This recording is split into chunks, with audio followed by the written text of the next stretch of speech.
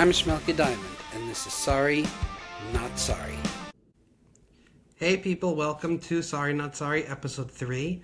I am Shmelky Diamond. Okay, so we have today somebody who is actually my first guest, and I think is an amazing place to start because he saw my journey from a completely different angle. It's a story of friendship, it's a story of maturity, it's a story of kids and adulthood. I have on Elliot Fuchs, if I said the name right, so I'm gonna add his video now. And this is my first video, so just bear with me. Hey, Elliot. Hello, Shmelka. How are you? Good to catch up with you. Baruch Hashem, good to see you too. So I haven't seen you in, 5 years since your wedding? That's right. In person. We catch up here and there, but in Yes, person, we do. That's true. So I kind of want to, and I will hopefully, if I learn how to use this technology, I have pictures of us back from 2011, which is when we first met. We're in Wow. 2026 now, so 15 years ago.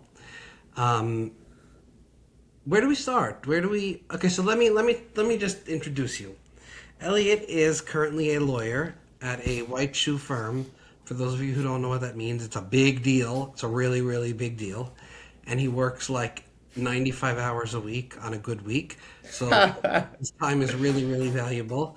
He went to YU. He is from the Five Towns and currently lives in Teaneck. He is a big Talmud Chacham. And I guess we'll take it from there. Anything you want to add? No, that was. Thank you. That was very gracious introduction. I appreciate it. But you hit the big points. So hopefully, sorry, Talmud Chacham. I can't claim to be a Talmud Chacham, but I'll take it. If you're giving it, I'll take the compliment. You are 1,000% no, a that Talmud was Chacham. words well. Like I said, I appreciate the compliment, but words well chosen and definitely hit the big points. Thank you. Okay, so where do you want to start? Let's take it back to 2011, and I'm going to share my version of the story, and then I guess we will kind of take it into your version of how events unfolded, because just how you see things from one person's perspective. I think that's a great idea. You'll set the stage, and then I'll give you. 100%. For sure. So, You set the stage, and then I'll give you my side. So it's 2011 summer. I am in 11th grade going on 12th. I'm 16 years old. And we go to this camp called Julian Krinsky Camps and Programs, JKCP. By that point, I was not at All of a shalom. Yeah. But in all fairness, the guy's got to be like 90 now. Awesome dude. Yeah, it's true. I mean, Great he was guy. really, Yes, he was very nice old, and he and his but he was old. I'll It's never true. forget that. He was still moving. He was still moving pretty good though back then. He was still moving pretty good. He was totally fit. So he was this tennis player from, I think, South Africa. And every day you'd come in, he had this really elite summer program. For those of you who don't know, summer programs by us Long Islanders was like a big deal. And you'd come in and he would rent out a college campus.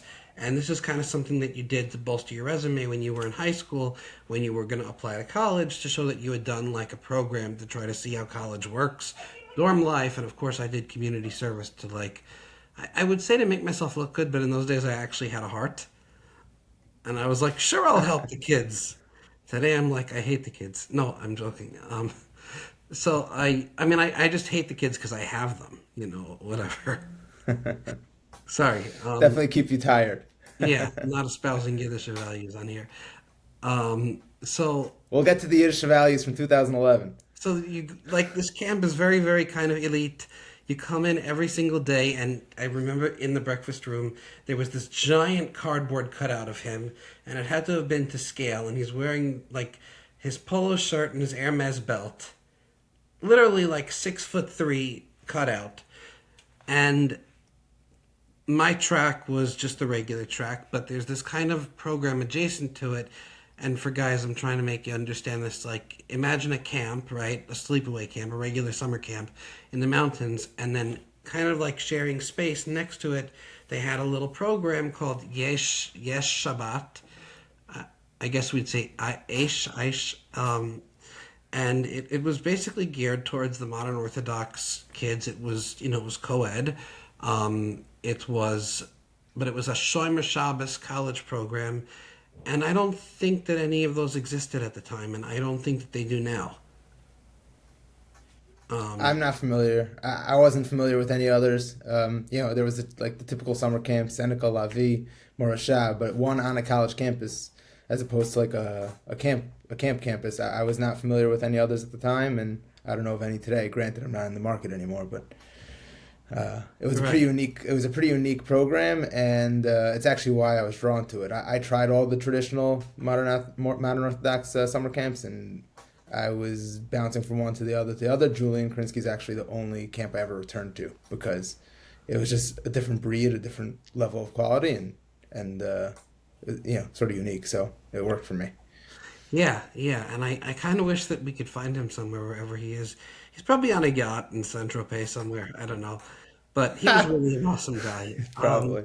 Well, because by the time he Yeah. did the camp, he was a famous athlete. He was a tennis player, and he was. Yeah. I think he was sort of Shomer Shabbos. He was Shomer Shabbos, or he grew up from Yeah. I don't know. It was a Pintaliyid for Yeah, sure. my understanding is that I don't know where I heard this from. And at the time, I was 13. I don't know how I was this down. Right. I had my ear to the ground. But from what I understood at the time, is that the Shomer Shabbos portion of the program was not profitable. It was a passion project for him. I don't know if Right. that's true or not, but that's what I remember hearing at the time. So here's the funny thing is that I remember when I went to go look at the camp, guys, just how ridiculous this sounds, that there was like a tour of the camp and they were at a hotel in Roslyn. I don't know if you know this like little hotel in Roslyn up by the water. Anyway, so he came and they had an ad for Yesh Shabbat. And again, at the time I was really just getting interested in Yiddishkeit. But I asked him about it privately and he said, "Oh, Spencer, I didn't know that you're one of us." So you wouldn't say one of us, and he said it in a very nice way. And I remember he was just so jovial, and he had some connection to it, and he was just an all around good guy. But I want to go back to camps. He would And get tremendous nachas from our story. he would, yeah. We got to get him in this follow up. Anyway, so I hate to do this, and please stop me if you don't want me to, but a lot of my friends don't really understand what I'm talking about when I say modern Orthodox, right? Forgive me, we say modern and we think of Flatbush, right? We think of like Ocean Parkway, and that's modern Orthodox, and it's actually not. What you see in Flatbush and pockets of Lakewood, you call modern. That's like modern. Modern Orthodox is a different breed. Modern Orthodox are not people who are going to ultra Orthodox yeshivas and then kind of doing their own thing at home.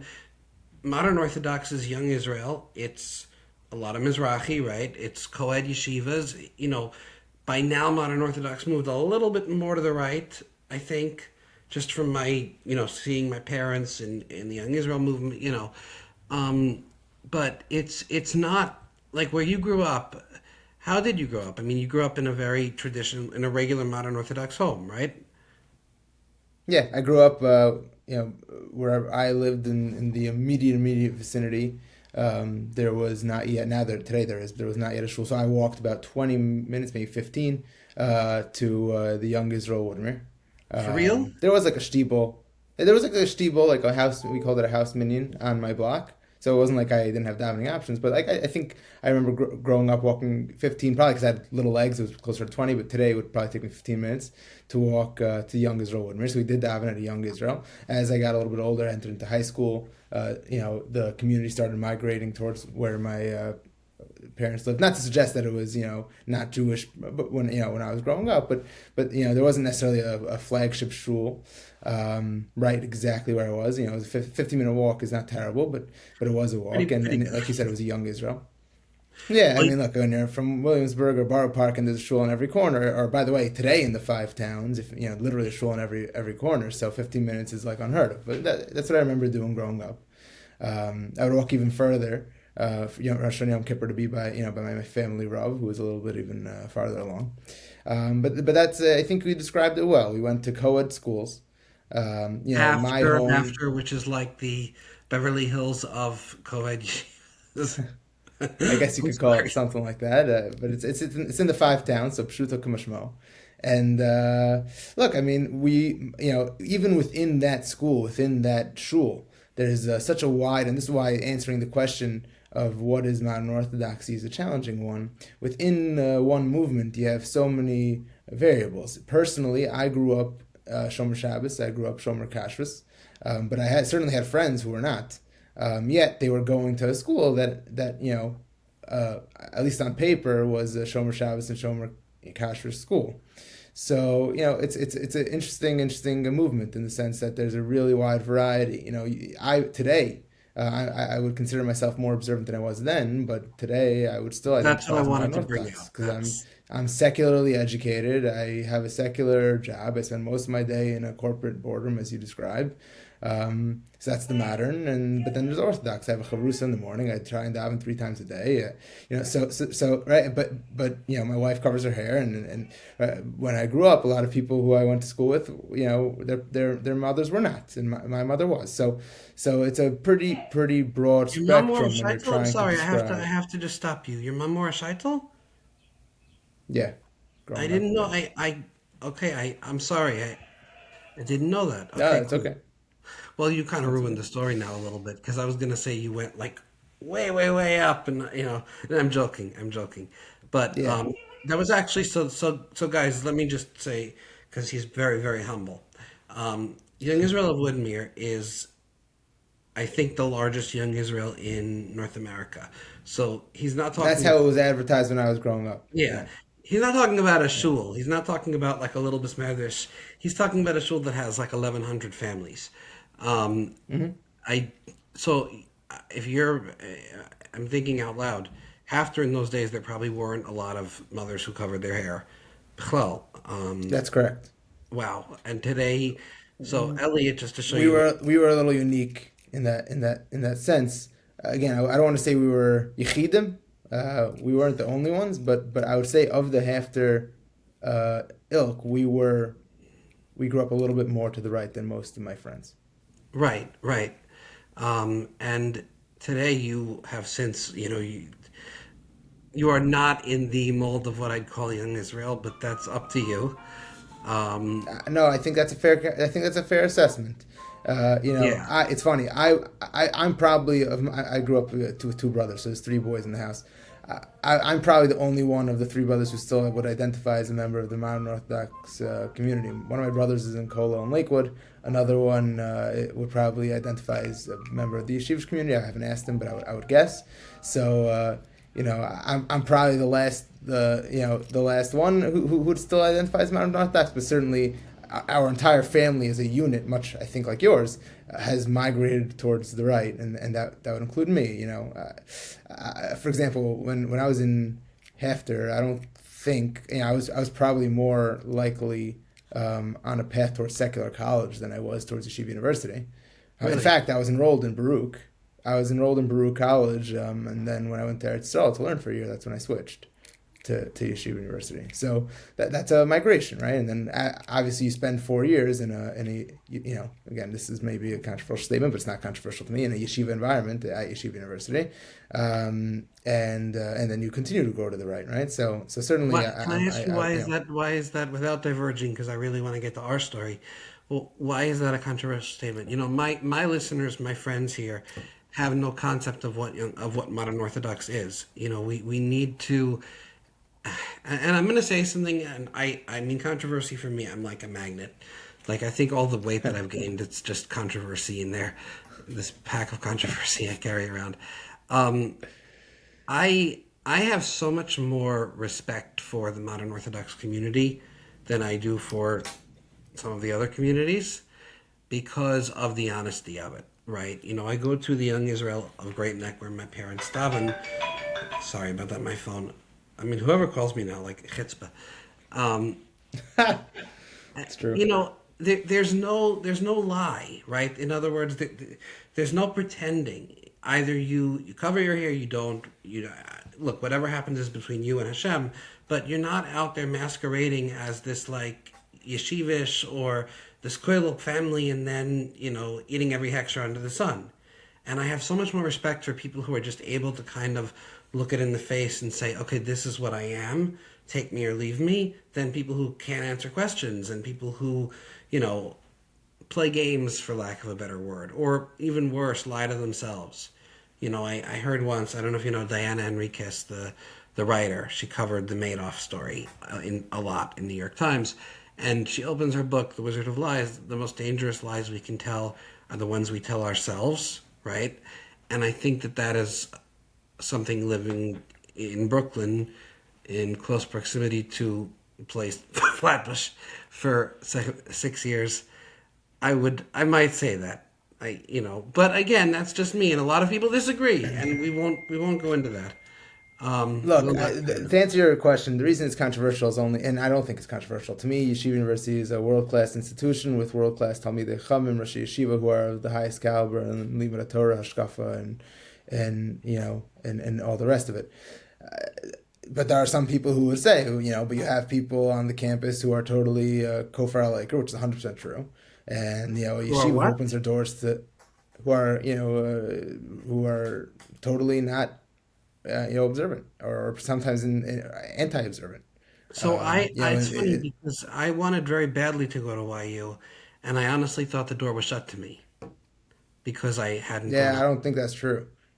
And on the contrary, there's one of the from an Achdus perspective, one of the beauties of YU is that there are people in a class who are real Talmidei Chacham together with people who are completely secular, not Shomer Shabbos, with tattoos, all the rest of it. Again, not to judge one or the other, to say one lifestyle. I'm not. But I'm just saying that is a Achdus Shabo of the institution. I agree. Listen, to me, it's not because I don't have a tattoo, but I vaguely remember when I had started because for me when I kind of pulled the trigger was when I was going to college, and I don't know if I applied to. I did not apply to YU, but it's so sad, and it just goes. And this is a really, really good weave into our story.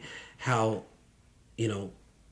from the perspective of somebody living in Kiryas Hill today, right? YU is this really, really modern institution, But from the perspective of somebody growing up in, Great Neck, wherever. It was as if there was this. It might as well have been on the moon, right. All I knew about that's what's. It was this place. Excuse me, sorry. Sorry, there you go. No, sorry, I didn't mean to interrupt. But I think that's what's beautiful about your story and our story and the story is that at a certain point, all of these labels and all of these, exterior characteristics that we try to use to put people into boxes, all is meaningless. What your story shows that we're all on a path. We're all on a path to our avodas Hashem. We're all on a path of tshuva. We're all on a path to trying to be better people. And it really doesn't matter. It's like we're so caught up on the titles and the terms and the right. But YU or Hashkafa or Kiryas Hill, Yeshiva, Modocs, it doesn't. It really doesn't matter. We're all on a path to avodas Hashem. I mean, I love you, but I disagree with that because I think that avodas Hashem is truth. You and I have never actually discussed Zionism at all.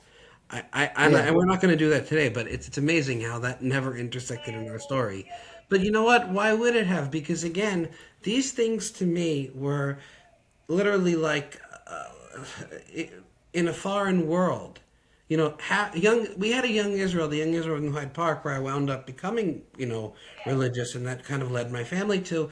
But it was almost as if there was like a force field in front of it that you just couldn't walk through those doors. It wasn't a place that somebody who grew up in a secular home belonged. Which is mind-boggling to me because everybody in that world, like, how are the kids at North Shore and Hafter any different than me? Like, you know what I mean? It wasn't like Yeshiva Chafetz Chaim where maybe they didn't, understand things that I did. But anyway, so we're in camp. But that's exactly the point. The point is, and again, we'll get into the details of the story when you introduce it. But the whole point of the story is you're my brother. And you're my brother no matter what you think, what you believe, how you look, how you feel. And you can believe whatever you agree with you. But it's about being together. Doesn't mean I'm always going to agree with you, but you're still my brother. Right. That's 100%. Exactly. Yeah.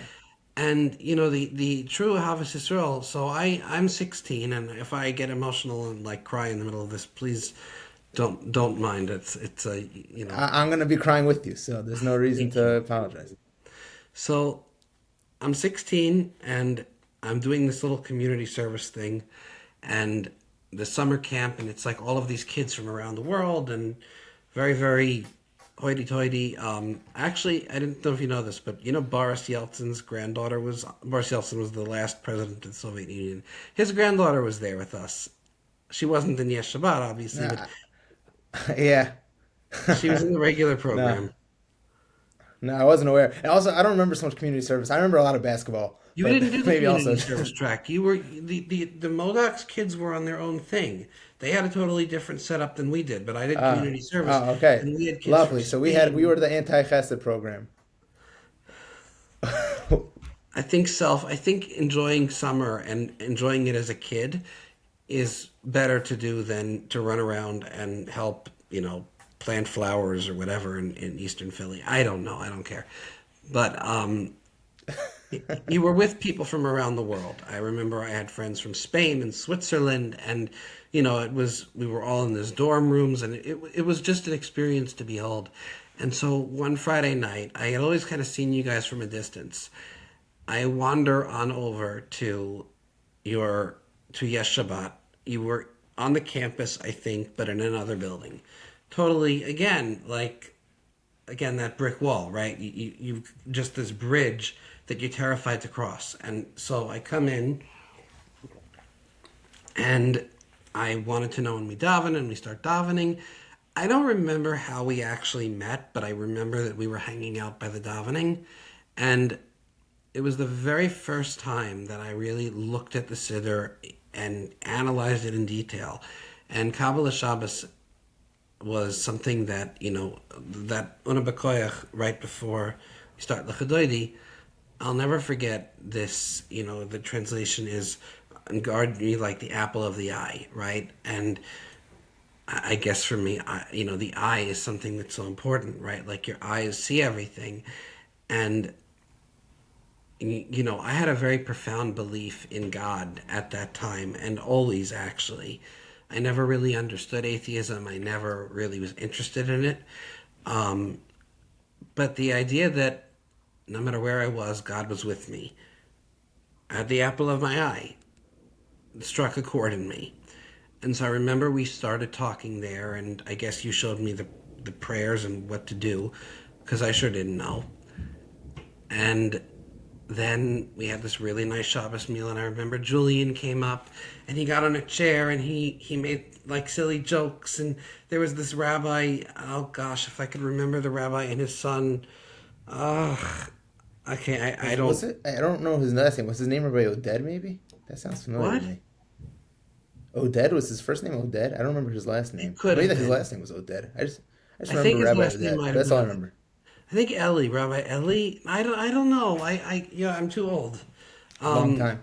Yeah. it's a long time, and I just wish I could see some of these people. Anyway, so um, that Shabbos, okay, I go back to my dorm, and I remember that I was wearing this little kippah, not even a kippah sruga. You know those like bar mitzvah kippahs that they would give the oh gosh, the suede ones that you go into like Sephardic temple by like um, Solomon's bar mitzvah, October 8th, 2016. Like that type of thing. I had that on. I think from my bar mitzvah, and I remember the kids were saying, "Oh, Shabbat Shalom," and it was like very cutesy. And I was, it did a number on me. And then I came back that Monday, and I had been going to services every Shabbos morning. Services, my gosh, what a dorky word. Services. I had been davening every Shabbos morning at this conservative synagogue, the Little Neck Jewish Center, and so I kind of heard somewhere that in a shear that you couldn't take tefillin from somebody, you couldn't borrow tefillin from somebody, you had to give it to them, and I don't think that's true. I don't know, because I mean it is true with an esrog, right? When you give your lulav to somebody, that it's like a conditional gift and then you give it back.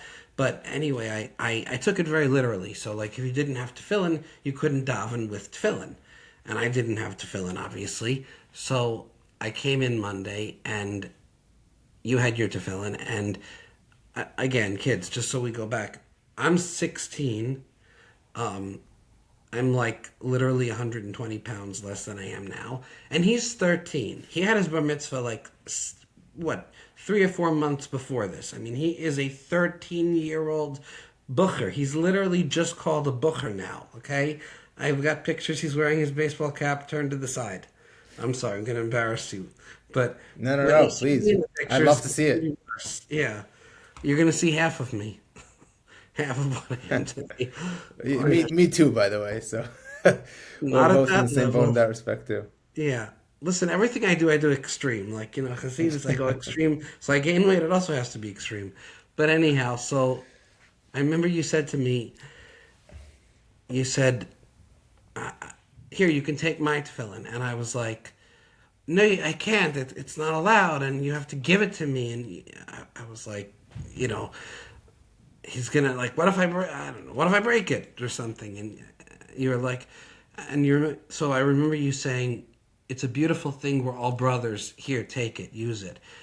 And that whole word, like, we're all brothers, it was just like, I grew up as an only child. I gave this in a previous podcast that I have a very, very strong, lonely thing of my existence is a lonely one. I didn't grow up around company and I didn't really have that huge family network. And, I definitely didn't think that I was a part of something bigger than myself. I did not use religion as a way to, cope with emotional turmoil or whatever. My religious beliefs and that was completely sincere. But, there was no brothership anywhere, And to hear that, and again, this is coming out of the mouth of a 13-year-old.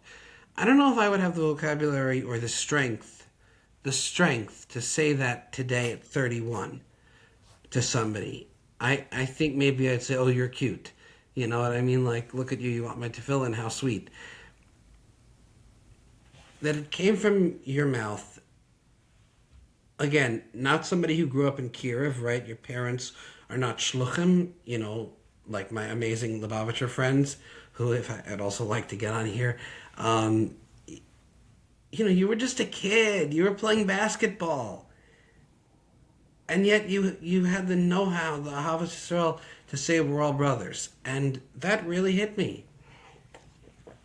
So I put on the tefillin, and then I was, moved to, 3 months later, request tefillin for my 17th birthday, which I got. Mail order tefillin, if you could believe it. But I didn't know to go to a cipher. They were online. We'll take what we can get. Exactly. We'll take what we can get. I didn't know any better. Ironically enough, I got a Gucci wallet with the tefillin, and the Gucci wallet was not mail order. So I knew that. Okay. Self-deprecating. So I remember, then the last thing that I remember about you is that you were in my dorm. I was in your dorm room. And I specifically remember you had your closet open and you had a pile of tzitzis. And I remember that being a very, very, kind of, I don't want to say shocking thing because shock has a negative connotation, but I just remember kind of wanting that and seeing it for the first time, and again, now I literally just had my tzitzis drying on the rack here, right? It's just our common thing, but to me it wasn't. I didn't even know where you bought tzitzis. How do you wear them? And I remember not being able to want it, actually wanting it, but not being able to ask for it. But that's kind of seeing that and saying, how can I ever get that? So then you and I stayed in touch on Facebook. And in fact, I remember you asking me questions about tzitzis on Facebook. You do? That's Yes. so funny. I don't remember all the details, but I remember that was probably the main top Right, conversation. right, Where it and gets it's this, yeah, what are they supposed to look like? How do you all those questions? and how like and just like in retrospect, so you were 13 or 14 by then. How would you have known what are they supposed to look like? You know what I mean? Like your dad probably got them for you at whatever store they have there on Central Avenue. I think that's exactly right. I think it goes back to what we were talking about a little bit earlier. Like again, not all half their kids went wore their tits to school. We were all supposed to, and No, I don't wasn't mean it uncommon like for that. my I don't friends. mean it. I'm sorry. No, I don't mean it like that. I mean to say, how would, if I asked a 13, I mean, my neighbor upstairs is 13, what are tzitzis supposed to look like? What are you, these are questions that I should have been asking a rabbi, right? And I wish that I had the courage to have stayed close to the Lubavitchers that I had met. You know what I mean? And not to be running to as a 17-year-old running to a 14-year-old for advice, for Yeah, look, religious listen, things. I was no posik back then, and I'm certainly not one today. But I think it's a little bit of you called me in on it before, so I'll pay back the favor. It's a little bit of humility from your point that I don't want to put myself in your shoes and tell you what your experience was, but it sounds like to me that was very anxiety inducing, the thought of going to a big bearded rabbi. And here you had someone who was a peer, a friend, a colleague in a similar summer camp, and you had an ability to connect with me in a way that you couldn't connect necessarily with others, and so you felt comfortable asking me those questions. And I'll tell you, to me, the story, and I want you to continue, because again, this is just inspiration. I'm just taking in the inspiration. But if I could just interject for 1 second, to me, the whole story is a story about comfort. I was, like I said before, I was comfortable at Julian Krinsky, and it's why I think I was able to bring you in. I saw when you walked in on that Friday night, I saw You that you remember were that? not You yet remember that? comfortable. Yeah, I think I do. And to me, I had an easy opportunity. Didn't again? I know to you, and I don't mean this in a bad way at all. For me, the big shocking moment, the big climactic moment of the story is 10 years later when I read your article. But for Right. me at the So, time, yeah. to me at the time, to you at the time, I suspect that this was a big moment for you. It sounds to me like it was a big moment to you. To me at the time, I was a kid hanging out with friends, going to shul. I was going to shul on Monday anyway. I was sitting at the Shabbos meal Right. anyway, and I had an opportunity to see. I saw someone who was uncomfortable, and I had an opportunity to make them comfortable. So I took him in, and I saw that you were uncomfortable sharing. It's ironic. If there was a halacha at the time, I don't know of it today, but if there was a halacha that you can't give someone your tefillin, I wouldn't have known it anyway. But I would have given you my tefillin because I saw someone who was uncomfortable, and I had an opportunity to make them comfortable. So that was like the whole. That was like the whole kicking. That was like the whole thing for me. So your To me, parents are such amazing people who I had the pleasure of meeting at your wedding. But they raised you really well, and I am I am just so blown away by that. It was comfort, and I as much as I wish that I had the courage to have made better decisions along the way, to have fought harder to get into a YU or whatever. Um, I would definitely, if I saw that 16-year-old kid again, I would thank him for walking to that dining room on that Friday night, because that did take courage on my part, and let me tell you, I couldn't have done it. I I couldn't don't. have done what you did. And Please. and and by the way, you say you didn't make a lot of good decisions. The evidence is standing right before me, says everything to the contrary. Is everyone perfect? Does everyone make every good decision? Do we all wish we can go back in time sometimes and have gone right instead of left or left instead of right? Certainly. But I look at you today and I see where you've come and where you came from. And I think you made quite Thank a you. few good decisions, at least in my opinion. Thank you. Thank you so much. And it's mutual. By the way, just so you know, this dude who says, that he's just in a secular job and this and that, when he had his kid, he went on paternity leave, and instead of going to like Hawaii, he went to Koilel. So let me just sidebar that. Anyway, so I so that happens, and we stay in touch a little bit. And one thing, like I've always said, just be a good person. Just try to be good. The butterfly effect is like you just doing one nice thing for a person, and it sets them in a direction. It changes the direction of their life, and I Yeah. have experienced it, and I'm gonna guess that you have too, where the opposite happens, right? Where somebody does something that's hurtful, and it sets off a chain of events in the other direction. But with you, it really brought me further. So I've never gotten the opportunity to publicly say thank you, and I'm going to use it now. Thank you. Oh, Thank thank you. you. You're an inspiration, and I'll tell you the moment we read your article, and again, I'll, Hold I'll go on, into more pause. detail. Pause. Pause. Okay, I'm jumping. I'm jumping. There you You're go. All right, we'll jumping. talk soon. So, no, no, no, no, no, pause. I'm saying yeah. So, fast forward, years go by. I delete my Facebook account. And, Me too, by the way. you did? I did. Yeah, I'm not on Facebook anymore. Wow. Um, for hashkufic reasons or just for, like, stupid? Like it's stupid? Both. Nah, I wouldn't. Both. Yeah, I wouldn't call it. It's like it's a big Beatles man, and there's so much other social media engagement anyway. So, Yeah. and it's like of the social media platforms, it's like kind of like. Hopefully Zuckerberg is not listening, but it's like kind of the worst one. So I'm like, if I have to give up something, if I need one korban, let that be my korban, and I gave it up. I hope Zuckerberg is your client the way you're saying that. I hope he is. Anyway. But if he is, he's anyway not listening. And I don't even know if he has Facebook. Um, Fair, so fair. anyhow, years and years go by. I delete my Facebook. I had your number somewhere. I lost it. I lost touch. And I kind of believed because just the way that, I had gone very, very quickly in, becoming Shema Shabbos and then kind of running back to Lubavitch and then that sort of catapulting me into the Hasidic world by accident, you know, and then landing headfirst in Williamsburg and in Kiryas Yoel and in Satmar Yeshiva. So I totally skipped over the five towns. It was like the airplane going to JFK, and it just like skips over and I become a chusin, and I felt like, it's a time in a person's life to reflect on the good things and grit and gratitude. So I write this article in the Ami, and I've always changed names whenever I write because I feel like, even if it's something good, why, like, a person is not looking for attention, why give them attention? You know what I mean? Sorry, my screen's shaking. But that article, I don't change the name. I write Elliot Fuchs from Woodmere, New York, and I gave as much information out there, and then because I figured, I said at the end of the article, if you ever read this, I'd love to meet up with you sometime on Central Avenue and take a walk. And now in my mind, I say, there's no way, we've moved on.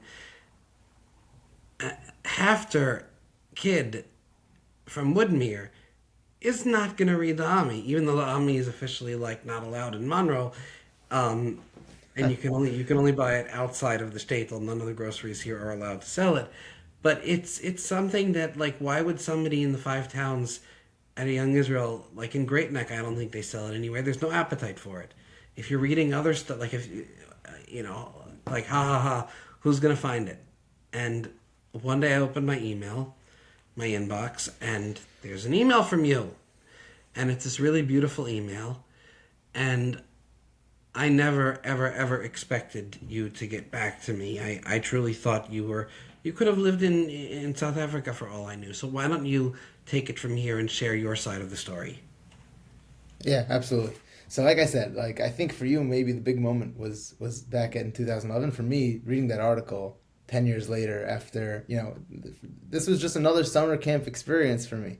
But Yeah. like you said, the idea that 11 years later somebody still felt impacted by a kind gesture that I had done was very, very meaningful to me. So the way the story goes, I wrote this in my response article, and they cut it by like 12. It was like a 12,000 word like entry, and they cut it to like 1,000 words. So I was like, Can I see that, like please? not that. Can you send that to me? I'll send. Yeah, sure. I would I can love send you to. the original. Yeah, I want to, please. But basically, the story goes that I'm walking to Marv on a Motzei Shabbos. It was actually, if I remember correctly, a pretty dreary evening. And I'm walking with my two brothers, and we're walking to, like I mentioned, there's like this house minion on my block. And we're walking from Marv to finish Shabbos, and we get there a few minutes early, and the Rav is in the middle of his shalosh for his drasha. And as he sees us walk in, he stops. He's in the middle of his script. He stops right in the middle. He looks me dead in the eyes, and he says, "Have you seen it?" Seen what? You didn't see it? You didn't see it? I have no idea what he's talking about. I was coming off of a fancy White House internship, And I thought maybe someone caught wind of it in the local papers, and they wrote about how young Jewish When you kids say in five White House, houses you in the mean White like House. President Trump? Just so we're clear, Yeah, what we have on here today, he was an intern yeah, at the White House, not like a White House and where he was painting.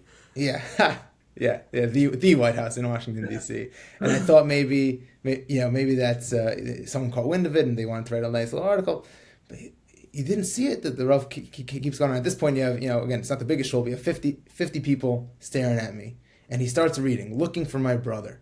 Elliot may have been a young boy, but he changed my life. And I'm like, I didn't change anybody's life. There happens to be another Elliot Fuchs. Also, he lived in Teaneck. I lived in the Five Towns. Then we switched. I moved to Teaneck. He went to the Five Towns. I probably about him. I never met anybody named Shmelka. He got the wrong guy. So the two levels of denial. But then as he goes into the story of in the dining room and when I took you in and the tefillin, suddenly, it starts to come back to me. And I start to remember everything that you just described. I remember you walking into the dining room, and I remember being able to sort of welcome you to our table, understanding that you were from the other program, but that you wanted to come to see what Shabbos was about. And I remember you coming to shul the next morning and giving you my tefillin and doing it in such a warm way. But to me, and you mentioned it before, the butterfly effect. We walked home from shul that evening, and by the time, it's not a long walk. It's on my block, as I mentioned. By the time we were back home after Mariv, me and my brothers were all in tears. And, like I said, a family of three boys, the mother's not accustomed to us being in tears. We're not, it's more of a boy household, but yet we're all in tears.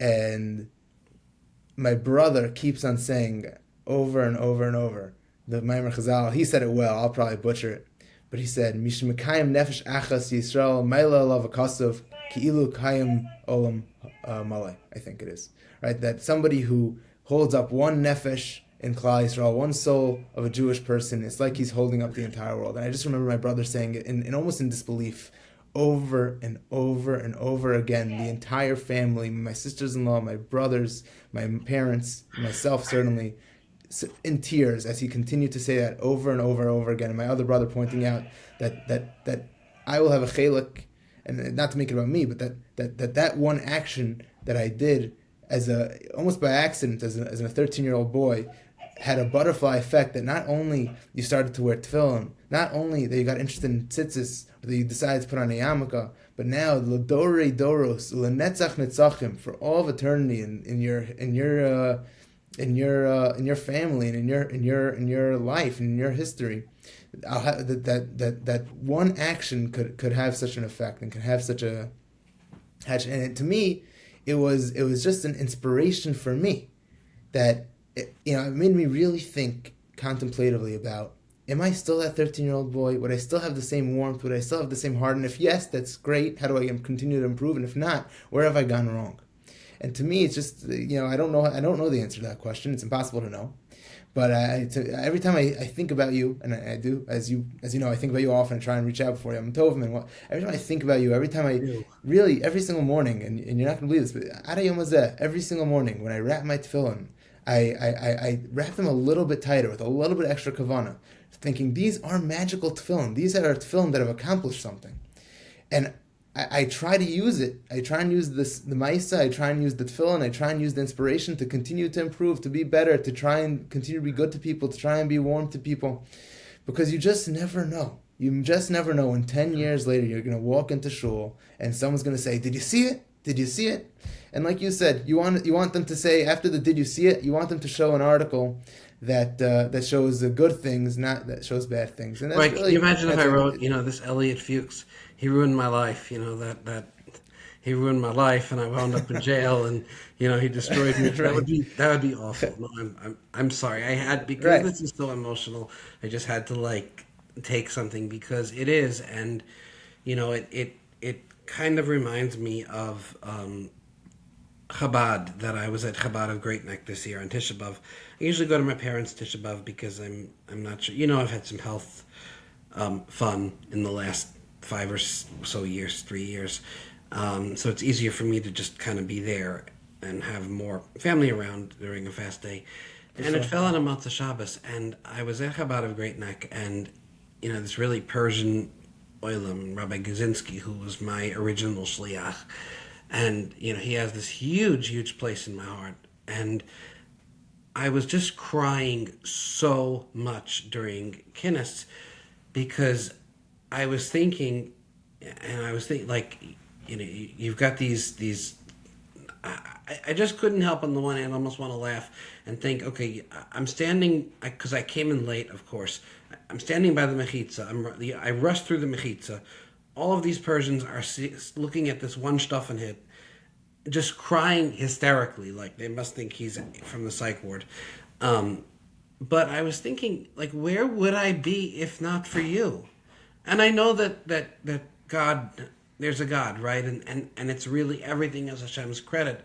There are shluchim who He sends out, yeah. And like where it's a Saturday night. If I wouldn't have met you, what would I be doing on a Saturday night? A 31-year-old person, I wouldn't be sitting in a shul. And the same goes to you. It's not about you or me, but it's that, yes, you have a chaylik in it, absolutely. And every time I put on my tefillin, I also think about it. And I think, honestly, what would that 16-year-old think of me now? He'd probably tell me to get my act together a little bit. But, I just have no Only words. because he had high standards.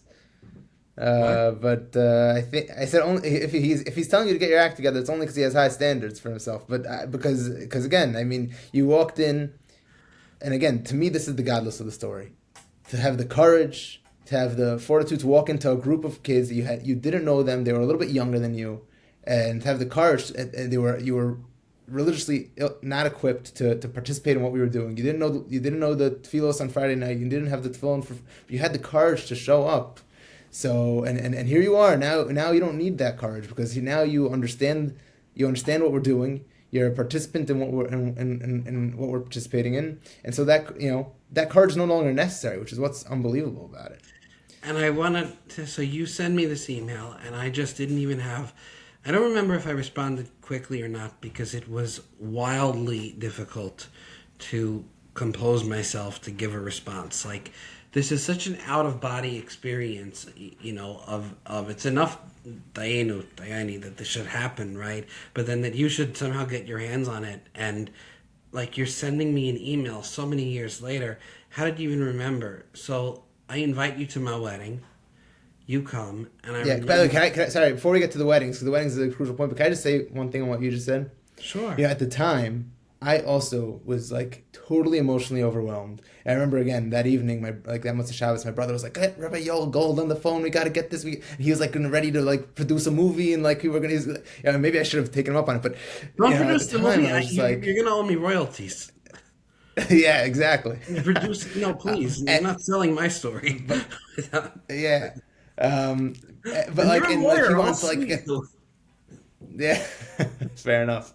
But he wanted to get like the whole thing like on one of those like viral WhatsApp clips and like it's gonna be, and like again maybe I don't know, right, wrong, or indifferent. Maybe it would have been more opportunity to spread inspiration. But at the time, like you said, it's an out of body experience. 11 years go by, you never thought about it. Never you see an article and someone saying that you had such an impact on their life. It's it really was, and like you described, an out of body experience that to me was like overwhelming at first. And I agreed, like even until I wrote the corresponding article for Ami, it took me time to like digest it and to think about it and to understand, like it was a very emotional process.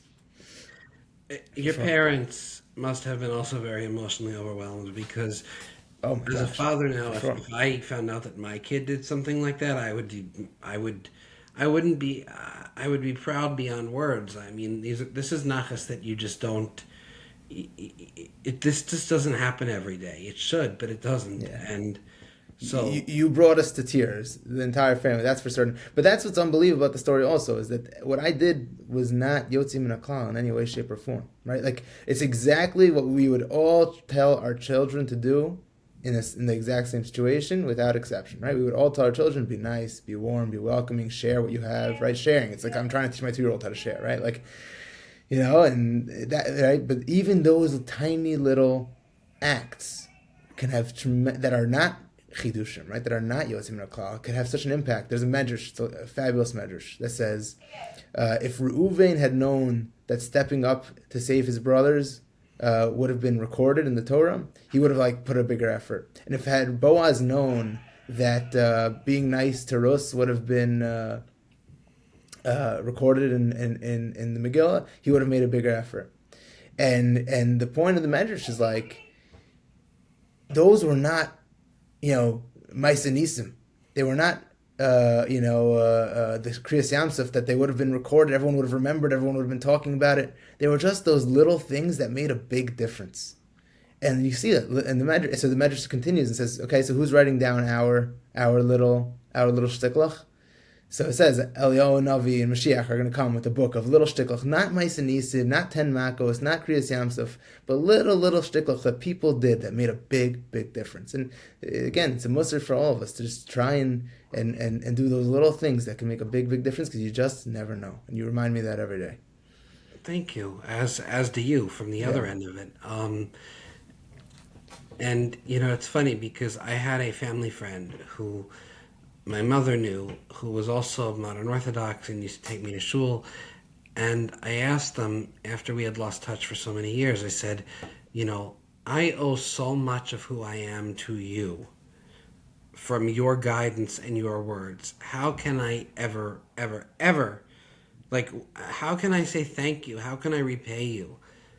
And they said, just pay it forward. So I want to fast forward a little bit to our weddings. And you come into my chasana, we get back in touch, and it's really no time fell off. And I'm brought in on the chair, and I remember seeing you. And, people grow up, people get bigger, people, they're whatever. It was you. And I said, oh my gosh, it's Elliot, he's here. He's in Williamsburg at my chasana. Tell me about that. What was that? Tell me. So to me, this is a beautiful part. So after your article, people kept on telling me, how did the story end? How did the story end? I got several people who asked me what's the fine? And to me, that's almost like the moment of the story, because I walk into this chasana, and there is an ocean of streimels and bekishes and white knee socks. And to me, like you said, Dayenu before, if you would have become from, you would have started wearing tefillin, you would have went to Chabad on Shabbos, that would have been the most unbelievable outcome. But to come into Williamsburg and to see a tidal wave of Hasidic Yidden who are there to celebrate with you, to me I was beaming. I'll tell you a story from the wedding. You probably don't even know this guy. I couldn't tell you at the wedding, and I probably forgot to tell you after. There was while we were waiting for you to come out, there was a chassid who I was talking to. I wish I knew who it was. I have no idea who. And the guy took one look at me, and he said, "Where are you from?" I said, "I'm from Long Island." So he presumed that we were just sort of a Long Island connection. So he said, so I suppose you know Shmelka from his pre-Kirov days. So I chuckled. I didn't quite know how to answer. The answer is not really, right? On the one hand, it was absolutely yes. And you should have said I was a part of that Kirov. You wouldn't have said that, because that's the absolute corniest, dorkiest thing you can say. I was a part of that. That's I couldn't say, I wasn't going to say that. But also, I knew when he meant pre-Kirov, he thought we grew up and went to high school together. That's what he was thinking, I think. So when I did respond, you don't think so? I don't. Maybe that was just no. my perception of the story. I think so, but I don't know. I don't know. I'd have to see who it was. But in any event, the way I answered, and I really believe this to be true, is I smirked. And eventually I said, I guess you could say I know him from his pre-Kirov days, but from the moment I met Shmelka, I knew this is where he would end up. In other words, I felt when I met you that somebody had such an interest in something that was so foreign to them, was destined to achieve something. And it's funny because I think a lot of the people at your wedding had no real idea who I was or what I was doing there, but after I got my turn to dance with you, I remember we danced in the middle of the circle, and we got to talk for 2 seconds while we were dancing. I didn't, like I said, I didn't know anyone else there. There was really no reason for me to stay.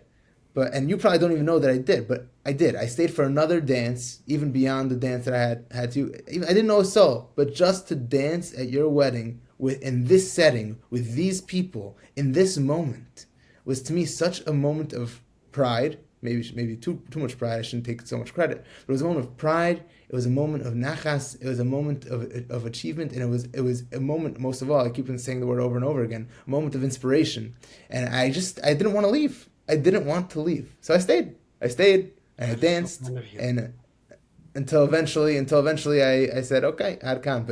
But the fact that my tefillin had brought us to that point, that my tefillin brought us to a Hasidic wedding in wherever it was, Williamsburg, was like it's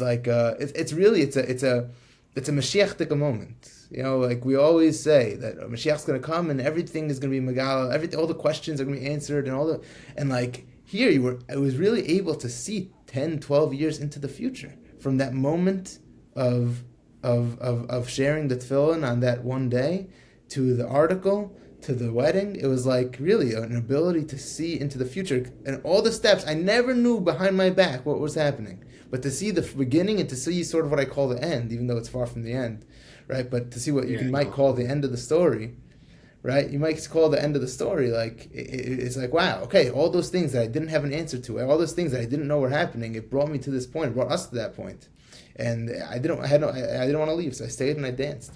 I'm getting so much nachas from this, and I will say that I went to your chasana, and I was also, like it was New Jersey. It was a place, a country club, and but you by my chasana, you were already a celebrity, because everyone at my chasana had read your article. And I remember walking in thinking, well, I'm not going to know anyone, but that's okay. I'll sit by the corner and I'll be nice, and I'll have I'll have a soda and some food and whatever.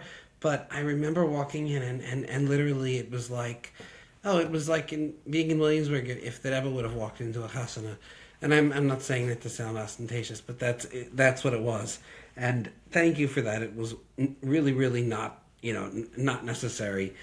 And it was a magical moment. I mean, and I think that, It was. I look forward to the day when, how old is your oldest? 3.5. Okay, so mine just turned 4. And my baby is... Well, she's 10 weeks old, Baruch Hashem.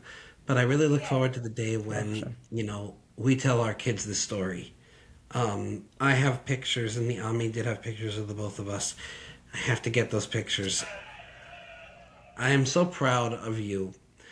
I want to end this on a note, and really, if we could, just to be direct. I don't know if anybody who's not from is going to see this. I hope that they do, because my podcast is a podcast about truth. It's about healing. It's sorry, not sorry, right? I'm sorry if what I believe offends you, but I'm not sorry for having an opinion and having a voice. But if they are, I would tell that person, don't be afraid. There's good in the world. Go, walk in. You can do it. Be strong. It's in you.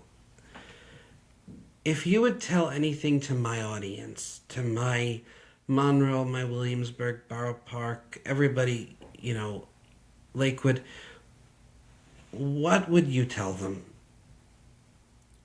I'd tell them something I think they already know, because if you want to get it best, you open the Sifrei Chassidus and you'll see it, which is exactly what I told you on that day.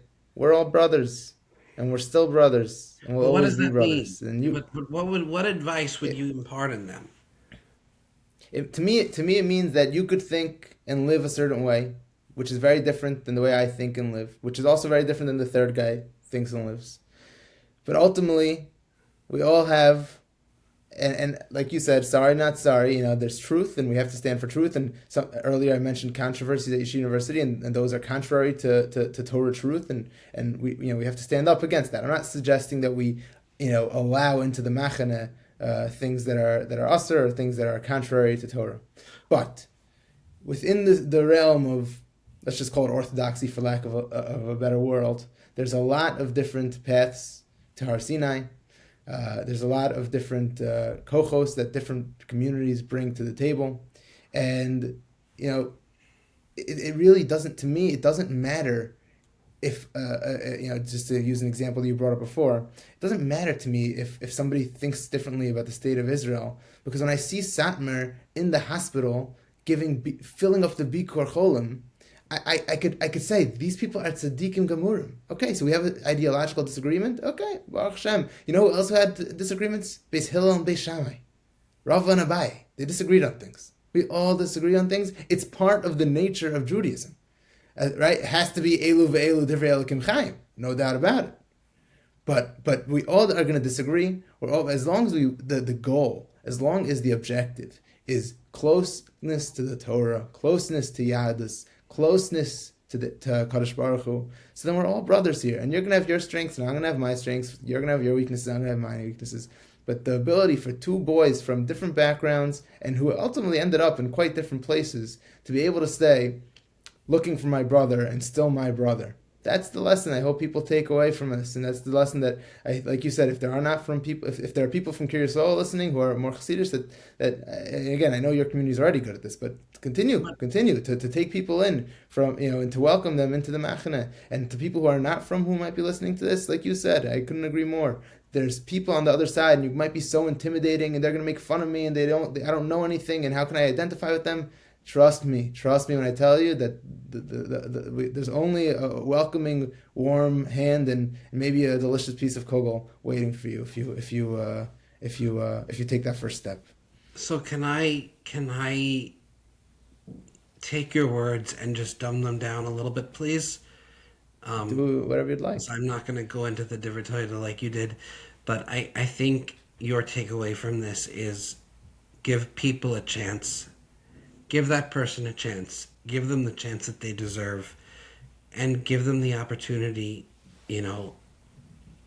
just give them what you can, right? Give them that helping hand, I think is what you're saying, no matter who they are, really, because at the end of the day, it's about what you do and what you give. And you never know where they're going to end up. You never know. Because of what you did. So, I mean... I have one last thing if you want me to share it. I know we're running out of time. No, please, gesundheit. My audience is going to go crazy, by the way. I don't know if go crazy in a good way or in a bad way. And will you please tell yours about this? Because not just to promote myself, recovering narcissist, but if we could, just because I think it's important that the Young Israel community also sees this, because this is a global story. So what is it's not a Hasidish or a Modox or a Julian Krinsky story. Offline, we are going to get this to him somehow. Anyway. For sure. So let's one thing that you said in this podcast that I don't know that I've heard you say before, but to me it stuck out and I can't stop thinking about it, and it was so impactful to me. And I think it's part of the story in such a strong way. Is you said that you sort of have a lonely lifestyle, lonely existence, that your religious journey has been lonely, that you didn't grow up with siblings, and that's sort of been a lonely existence for you. So I want to share a Degel Machane Ephraim with you, if I could. Degel Machane Ephraim says on the pasuk Ger v'toshav atem imadi, that Klal Yisrael is called a sojourner with me, and Degel Machane Ephraim talks about and describes the following scenario, that Kadosh Baruch Hu is the ultimate Ger v'toshav. Who can understand the experience? Who can understand the existence of a Kadosh Baruch Hu in this world? Nobody can. We don't understand what it's like to be Hashem. We don't know what it's like to live like Hashem. We don't understand what it means to be Hashem. It's totally beyond our wildest comprehension. And Degel Machane Ephraim is Ger v'toshav atem mimadi, is that Klal Yisrael is in some way the same way, that we're surrounded by a world of Gashmi, but each individual has their path, and it might be a very lonely path, but in order you say to Hashem, at least atem mimadi, at least we're lonely together. It's the famous niggin. I don't remember who sings it, but we're sharing a drink called loneliness, but it's better than drinking alone. You know that niggin? It's that famous singer. I I'm don't, and blanking. I'm not going to sing now. I don't sing. That's fine. But the beauty of the story and the beauty of that Dagol Machne Ephraim is that ultimately, as lonely as we might be, nobody is lonelier than a Kadosh Baruch Hu, because again, nobody could understand a Kadosh Baruch Hu's existence. So at least we could share that. At least we could share our loneliness with a Kadosh Baruch Hu. That we could have loneliness with a Kadosh Baruch Hu. That we could have. At least we share that experience. And I think that's exactly the story here too. That you see somebody who in some sense came to the Monday morning Shacharis a little bit lonely, and all of us in our own way through our own experiences have at one point or another felt lonely, and so we can at least share that experience of loneliness together. But you So help that the we at least aren't person lonely. to be less alone. And that's what you did, Right. right? You weren't just like, well, they're Right. lonely and that's special. You were like, no, I'm going to help them. And, it's just pay it forward, both of us. And, I appreciate your words. I'm blown away by the amount of Divrei Torah that you have said in this hour. Thank you for coming on here. Thank you for agreeing to do this, because I know that you're probably going to have to be up tomorrow at like 5 o'clock in the morning. But you are a rock star of a human being. You keep talking about Mashiach. I have a lot of cleaning up to do before Mashiach comes. And I think really at this point you're getting on that airplane before I do. Like business class goes first, and then economy comfort, and then It's so funny. It's funny you say that, because I always say I'm going into the grave with your article, because if I have not, and that Maimer Chazal that I quoted earlier about he who holds up one soul from Klal Yisrael, because I said that's my ticket in. That's my ticket in. So if I'm getting a first class ticket, I'm taking you in the seat next to me. Thank you. Send me a We'll postcard. go together. Anyway, thank you so much for everything, and you are an amazing human being. If anyone can afford your hourly rates, I highly recommend him for commercial litigation. No, I'm Yes. a real estate lawyer. I'm a deal Real maker. I'm not estate a fighter. lawyer. Okay, Nachbesser. Okay, Yeah. okay. All of my real estate friends out there, use him. Use him. Elliot, thank you so much. You're amazing, and I will hope to see you very soon. And Yes. thank you for your inspiration, and thank you for using this to inspire more people. Thank you so much for having me on. It's a big honor to be here, and good luck. Good luck with the podcast. It's going to be a great success, you. like everything else you do. I have no Thank you doubt. so much. You as well. Have a great night. Bye. Bye-bye.